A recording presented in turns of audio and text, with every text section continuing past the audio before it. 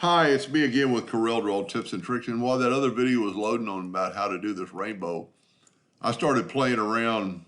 Actually came up with a pretty neat design, but I'm not going to bother you with that. But if you watch the first video, the color eyedropper tool is really kind of annoying because you have to be dead on right there to fill it in, and sometimes it doesn't work at all. So I thought, use the Smart Fill tool. Well, with the Smart Fill tool, you can take a sample too, and then grab that green and fill that green in. Or you can go to the Smart Fill tool and go right here to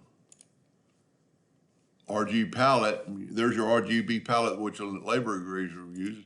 But I started a new document, so I'm going to use my document palette, which is this right here, which is only the colors I need. So by doing that, I get the Smart Fill tool, I pick the red, I go to red, and I fill it in. I go to Smart Fill tool, I pick the orange, I fill it with orange. I go to the Smart Fill, I go with the yellow.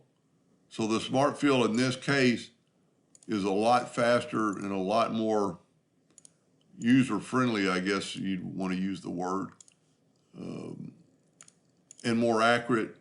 You know, the color, the eyedropper tool kind of, I forgot what color I was on, can do outlines and fill. So this is only doing the fill. So all we have to do is get between those two lines. Much, much quicker.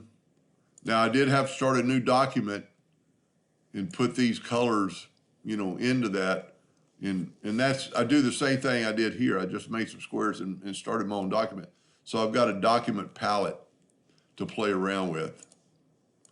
And my design here, if you want to, all I had to do is just do this type of stuff. Grab the Smart Fill tool. Whoop. Well, I got purple. I'll make it purple.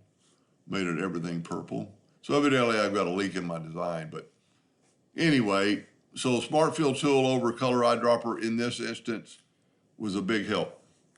Hope that helped a little bit. Thank you for watching.